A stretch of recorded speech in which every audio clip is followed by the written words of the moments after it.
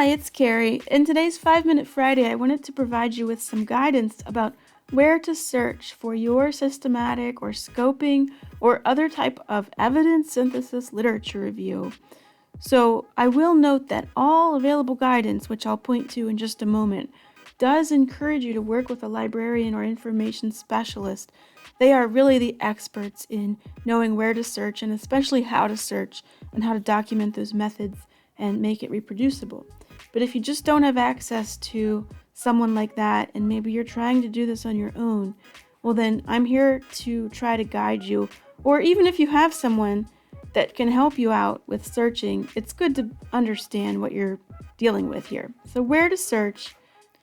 Existing guidance, the Cochrane Handbook, the Campbell Collaboration, there's a methods guide, the JBI Evidence Synthesis Manual, and the CRD, Center for Reviews and Dissemination. All of these organizations put out copious guidance on how to conduct different types of evidence synthesis reviews. And they're there for you as best practices guides and not because you're specifically doing a Cochrane review. So I just want you to know that you can use the Cochrane Handbook for guidance. Even if you're not doing a Cochrane review and you have nothing to do with Cochrane, it's seen as a best practice conduct guide. So these are the kinds of places you'll want to look for guidance. And then all of them recommend working with a librarian, and all of them have a little bit to say about where you should search. So let's take a look at where you should search. Most of the guidance recommends that you search Medline, Embase, and Central. Now Medline is from the U.S. National Library of Medicine. Embase is a subscription product. Unfortunately, Central, which is through the Cochrane Library, is also a subscription product for many people. So let's talk about each one of these. Medline is contained within PubMed, which is a free resource available to anyone in the world with internet access. As far as I know, there aren't any restrictions on accessing PubMed. So when you search PubMed, you're searching Medline. You're also searching PMC, which is an open access archive. You're also searching the NCBI bookshelf, and some additional preprints and some other documents kind of fall in there from time to time. So when you search PubMed, you're searching Medline. That's the most important thing for you to know. Medline is also available on other platforms like EBSCO or Ovid, and this is something where you'll need to check with your library to see, do we have Medline? Do we have it through Ovid? Can we search it on Ovid? So those would be some options for you to search Medline through PubMed or through some other platforms. And it's really up to you as far as your preference. One's not better than the other, really, although your librarian may prefer one over the other. Now, Embase is a subscription product. It's pretty expensive, so not everybody has it. And I put the question mark here to say, okay, you should be searching this if you have it, but if you don't, you can find a workaround. So check and see if you have it. That's the question.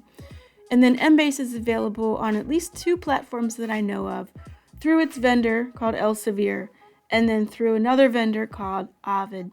And it will depend again on your library subscription, which one you have. But Embase can be searched through either of these platforms. The next one is Central. It's the trials registry that's available through the Cochrane Library. However, when you're searching the Cochrane Library, you're usually searching both Central and the CDSR, the Cochrane Systematic Reviews database.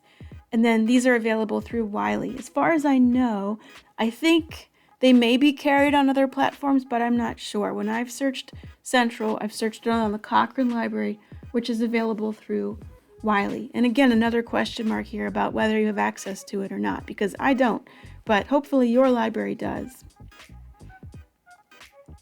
And then let's talk about some supplementary databases. So those are the 3 big ones, Medline, Embase, and Cochrane. But let's say you've searched all of those, or you've searched Medline and you don't have access to the other 2. Well, it's a good idea to have maybe 3 to 5 databases included in your systematic review, even more. So let me just guide you where you might search if you have topics on, let's say, mental health.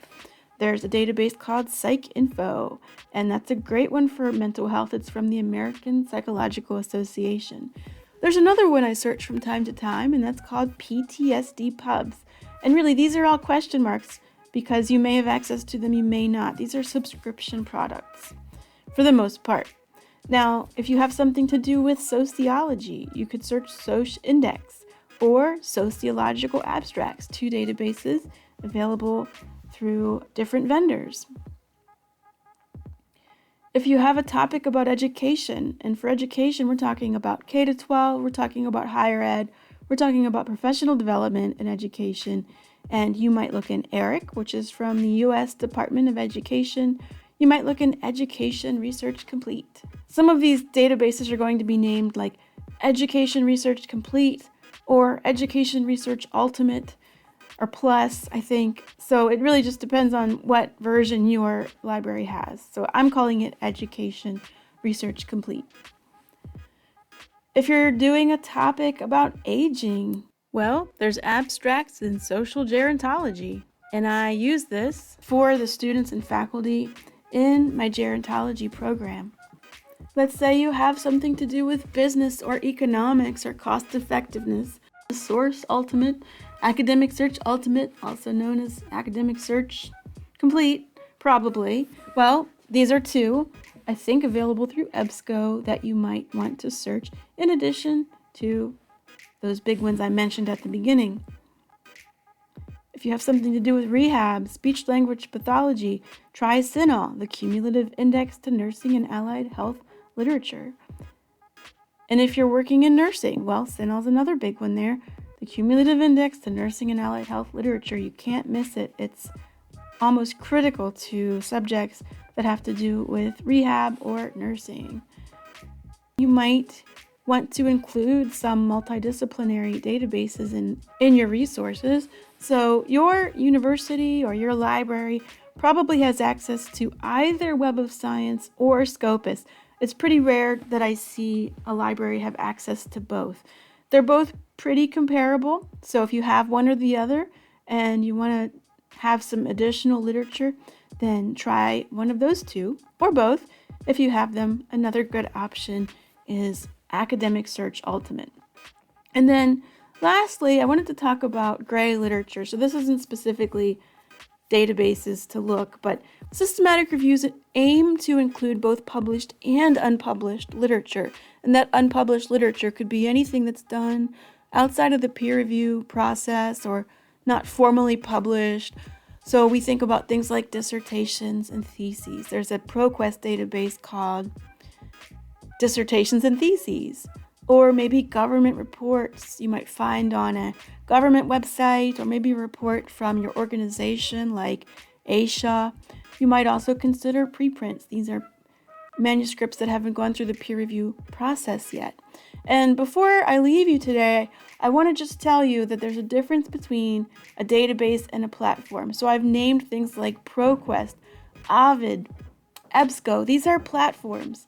The databases are things like CINAHL, PsycInfo, Scopus, Web of Science, Academic Search Ultimate. And this is where you absolutely need a librarian to help you write up your methods, because it seems like a lot of people don't know the difference. I heard somebody the other day said they wanted to search EBSCO. Well, that's great, but it's not a database, so it's not reproducible. So make sure you're working with a librarian if you have one.